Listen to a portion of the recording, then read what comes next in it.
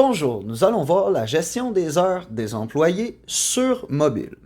Donc, pour débuter, nous saisissons le code d'usager, donc le nom de notre employé pour se connecter dans mon exemple admin, ainsi que le NIP, le mot de passe, et appuyons sur le bouton Entrée. Nous allons pouvoir constater que l'interface est bien différente que celle connue sur ordinateur, donc va s'ajuster à l'écran de l'appareil qui est mobile, que ce soit tablette ou téléphone cellulaire. Pour débuter, en haut sur la droite, nous avons le bouton Déconnexion. Nous pouvons changer les périodes qui sont affichées à l'écran en appuyant sur le calendrier en haut sur la gauche, en saisissant la date de début et la date de fin désirée, et en appuyant sur le bouton Afficher les entrées. Nous allons voir les boutons en haut sur la droite. Le premier est pour approuver les heures, le petit crochet, et le dernier, qui est en haut sur la droite, est pour avoir un filtre supplémentaire, donc pour voir seulement un employé en particulier ou un département en particulier, et si la version le permet, un projet en particulier. Par la suite, nous devrons faire afficher les entrées.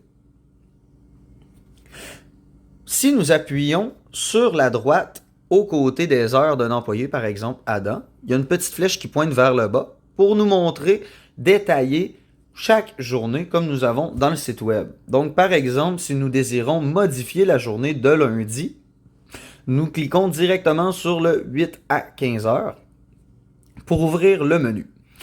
Donc, une fois dans le menu, nous pouvons modifier tout ce que nous voyons. Donc, premièrement, soit l'entrée, la sortie, la pause de celui-ci, le département, qu'on peut modifier directement, le projet s'il a lieu, et mettre une petite note ou voir celle que l'employé a laissée. Nous pouvons aussi modifier directement le total dans le bas avec les heures directement ici et appuyer sur le bouton Approuver pour confirmer le tout. Sur la droite complètement, nous retrouvons une poubelle qui va nous servir à supprimer directement une ligne au complet. Par la suite, dans le bas de l'écran, nous allons avoir le premier bouton Rapport qui va nous ouvrir soit en PDF détaillé ou sommaire les heures affichées à l'écran. Le bouton Sur-temps que nous allons revenir par la suite.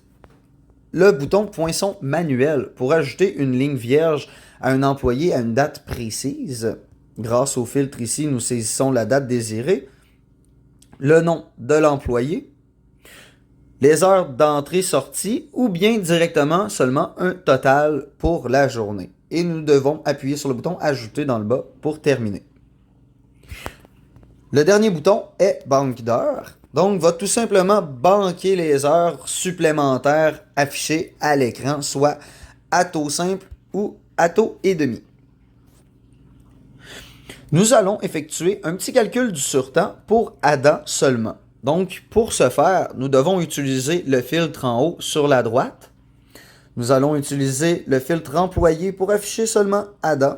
Nous allons appuyer sur le bouton Afficher les entrées.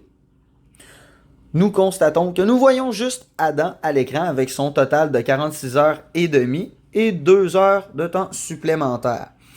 Pour venir faire le calcul du surtemps, nous devons seulement appuyer sur le bouton Surtemps dans le bas de l'écran.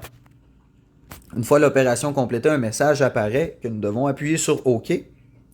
Et nous constatons que le 40 heures de temps régulier est maintenant séparé du temps supplémentaire, qui est maintenant 8h30.